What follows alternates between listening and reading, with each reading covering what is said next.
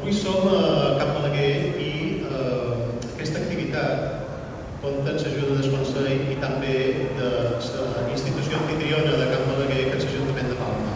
D'on surt l'itinerari? D'on ve aquesta idea? I vos contaré el seu secret. Això neix quan neix l'Institució Francesc de Bargalló. Aquesta institució és una associació d'una seixantena de persones que varen posar papers per salvar l'editorial Moll, per comprar tots els seus actius. L'editorial Moll va néixer el 34, avui faria 87 anys. Ho podrien deixar morir, podrien deixar que això se dispersés o que fos avui pasta de paper. De cap manera. Perquè Mallorca possiblement no seria igual sense tots gegants de la nostra llengua com van ser Antoni Maria Alcover i Francesc de Bargalló. El primer secret és per què duim el nom de Francesc de Bargalló. Perquè això legalment no és possible si els familiars, si els hereus no ho autoritzen. I aquesta institució va néixer en el costat de la família i l'autorització per dur aquest nom la van firmar Francesc Moll, editor i fill de Francesc de Bargalló Moll, i la seva filla Aina, per tots estimat.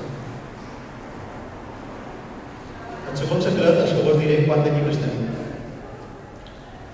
El magatzem, el polvorí secret de l'editorial Moll, està a Marratxí, una nau que conserva tots i cada un dels llibres d'aquests 87 anys, 350.000 volums, i un catàleg de 1.500 títols que continua creixent.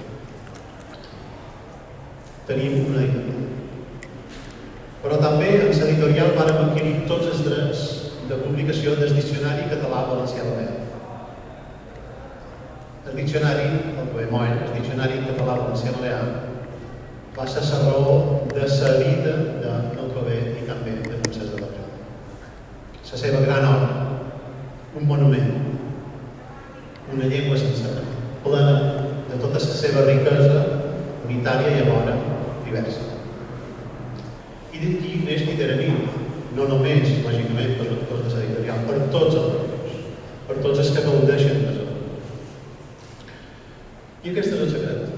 Per tant, en el fons, tots els que som aquí, tots els que participen de l'itinerari, també agraïm de qualque manera a Francesc de Bargalló Moll tot allò que va fer per nosaltres, per una Mallorca millor i per una llengua plena, forta i viva.